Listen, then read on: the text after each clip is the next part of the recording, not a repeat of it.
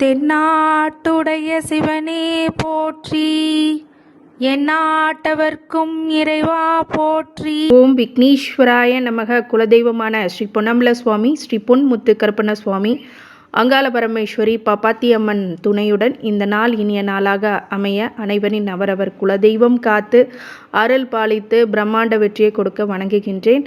இன்று பிறந்த நாள் மற்றும் திருமண நாள் காணும் அனைத்து சொந்தங்களுக்கும் என்னுடைய நல்வாழ்த்துக்கள். இந்த ஐஸ்வர்யம் ஆஸ்ட்ரோ நேயர்களுக்கு என்னுடைய பணிவான வணக்கங்கள். உங்களுடைய அஸ்ட்ரோ சஃப்னா பேசுகிறேன். உங்களை சந்திக்கிறதுல மிக்க மகிழ்ச்சி.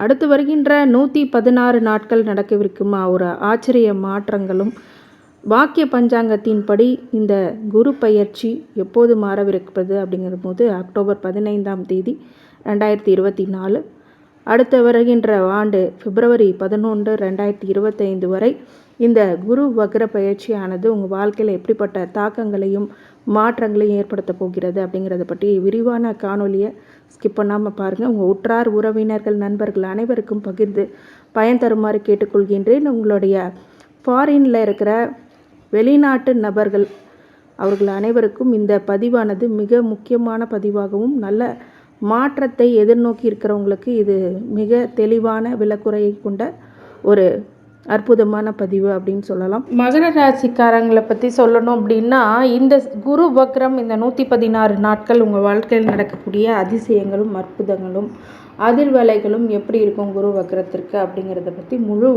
விவரமான காணொலி. இந்த காணொலியை முழுமையாக பார்க்கும்போது அதை பற்றின மிக தெளிவான விளக்கத்தை உங்களுக்கு கொடுத்துருக்குறேன். அதே மாதிரி இந்த மகர ராசிக்காரங்க ராஜ்யத்தை ஆளக்கூடிய சக்தியை படைத்தக்கூடிய மகர ராசிக்காரங்களுக்கு இந்த குரு வக்ரமானது என்ன பண்ணும், 5ஆம் இடத்துல குரு வக்ரம் ஆகுதே அப்படின்றது கலங்க வேண்டாம்.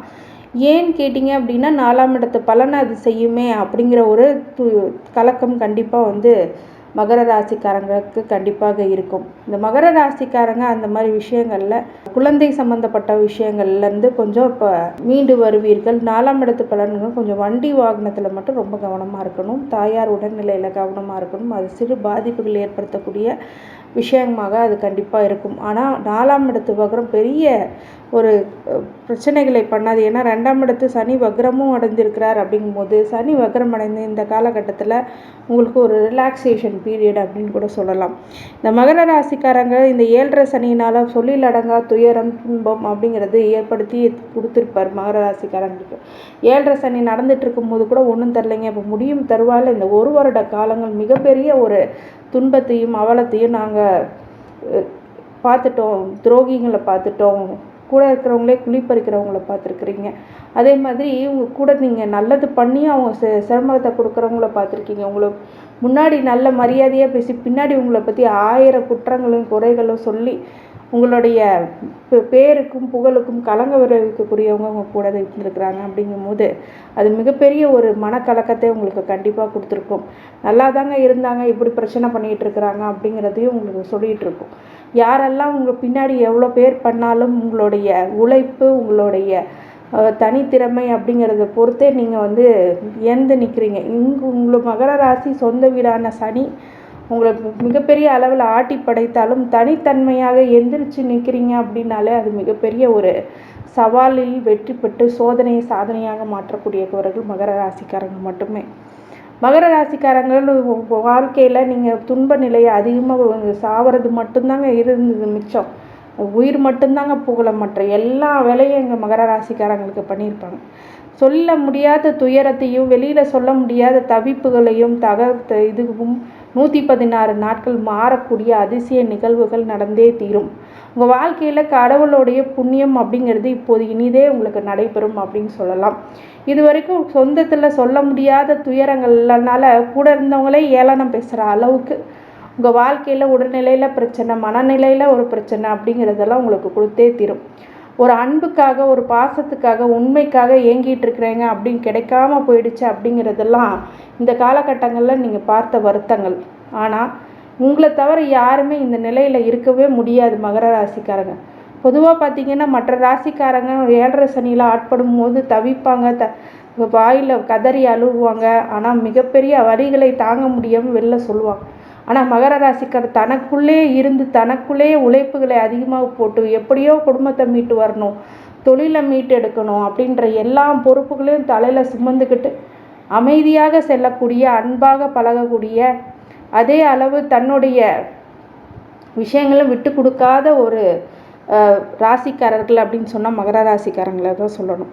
மகர ராசிக்காரங்க எந்த வகையிலையுமே நிம்மதி இல்லைங்க அப்படின்னு சொன்னாலும் இந்த வேலை முடிவும் தருவாயில் இந்த குரு வக்ரமானது எல்லா அதிர்ஷ்டங்களையும் பொருளாதார ரீதியில் உள்ள பிரச்சனைகள் எல்லாமே உங்களுக்கு நலனை கருதி நன்மை கொடுக்குவதாகவே உங்களுக்கு கண்டிப்பாக வந்து சேரும். ராசிநாதனே சனியாக இருப்பதுனால உங்களுக்கு சனி வக்ரம் அடைந்து 1ஆம் இடத்தை பலனை ஜென்ம சனியோடைய பலனை கொடுத்தாலும் மிகப்பெரிய மன உளைச்சல்லேருந்து இப்போ மீண்டு வரக்கூடிய குரு வக்ரமாகவே கண்டிப்பாக இருக்கும். சிறு சிறு விஷயங்களில் நீங்கள் ரொம்ப கவனமாக இருக்கக்கூடிய இடங்களும் கண்டிப்பாக முக்கியமாக நீங்கள் பார்த்தே ஆகணும். 3ஆம் இடத்துல ராகு இருக்கும்போது முயற்சிகளில் தடை, 3ஆம் நபர்களினால் வேதனை, திடீர்னு ஒரு புது உறவு, புது விஷயங்கள், புது நண்பர்களோட பழக்க வழக்கங்கள் அப்படிங்கிறதுலாம் ரொம்ப கவனமாக இருக்கணும். ஏற்கனவே இருக்கிறவங்க கிட்ட சில ரகசியங்களை சொல்லாமல் இருப்பது, நிறைய விஷயம் பிளான் போட்டது திரும்பி எக்ஸிக்யூட் பண்ண முடியாமல் இருந்த விஷயங்கள் எல்லாமே இப்போ சொல்கிறது அப்படிங்கிறது தவிர்க்கிறது ரொம்ப நல்லது. எவ்வளோ பெரிய விஷயமா இருந்தாலும் உங்கள் மனசில் வைக்கிறீங்க, ஆனால் சில டைமில் வெள்ளந்தி மாதிரி எல்லாத்தையும் வெளியில் சொல்லி மிகப்பெரிய கடுமையான சூழ்நிலை மாட்டிக்கிறதும் நீங்கள் தான். சவால்களை சங்கடங்களையும் நீங்கள் சமாளித்து வந்துட்டீங்க, ஆனாலும் உங்களுக்கு முக்கியமாக கூட இருக்கிறவங்களே குளிப்பறிக்கிறதுன்னு வெம்பி போய் இருக்கிறீங்க. அந்த விஷயங்கள் எல்லாமே இப்போ உடைப்பட்டு உங்கள் குலதெய்வ அனுகிரகங்கள் கிடைத்து மிகப்பெரிய அளவில் உங்கள் வாழ்க்கையில் வெளிச்சத்தை கண்டிப்பாக கொடுத்தே தீர்வார். இந்த 3ஆம் இடத்துல இருக்கின்ற இந்த ராகுவானவர் உங்களுக்கு முயற்சிகளில் தடையை கொடுத்தாலும் பிரம்மாண்ட வெற்றியையும் கொடுப்பார். இளைய சகோதர வழியில் நீங்கள் கொஞ்சம் கவனமாக இருக்கிறது, அவங்களுடைய பிரச்சனைகள்லேருந்து நீங்கள் கொஞ்சம் விலகி இருக்கிறது அப்படிங்கிறது ரொம்ப நன்மையை கொடுக்கும். 3ஆம் இடத்து ராகு எல்லாத்தையும் கொடுத்துட்டு கெடுத்து விட்டுருவார் அப்படிங்கிற விஷயத்துலனால உங்கள் வேலையாட்களாக இருந்தாலும் சகஜமாக பழகக்கூடிய விஷயங்கள்ல கொஞ்சம் முன்னெச்சரிக்கையாகவும் பழகிறது அப்படிங்கிறது ரொம்ப நன்மையை கொடுக்கும்.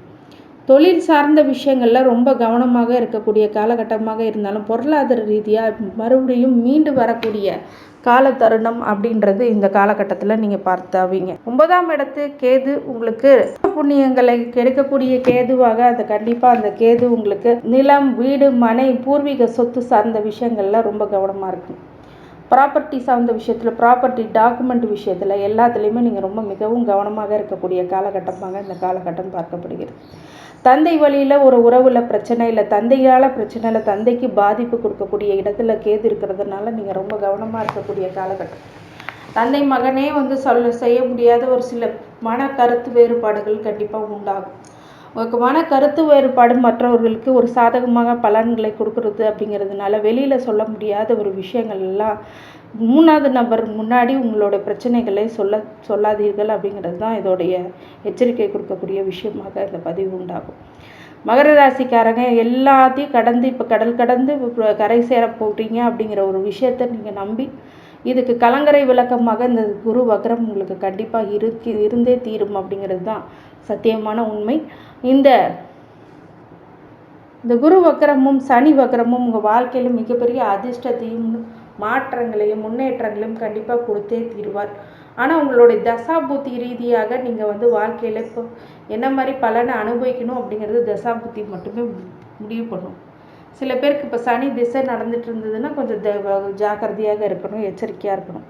அப்படி ஜாதக ரீதியாக ஏதாவது உங்களுக்கு மனக்குழப்பத்தை கொடுத்துருக்கிறது, இல்லை எனக்கு இதை பற்றி ஒன்றுமே தெரில பார்த்து சொல்லுங்கள் அப்படின்னு சொன்னாலும் ஆலோசனைக்கு, ஜோதிட ஆலோசனைக்கு இந்த கீழே இருக்கிற ஸ்கிப் பண்ண நம்பரை நீங்கள் கால் பண்ணி என்கிட்ட அந்த சந்தேகங்களை கேட்கலாம்.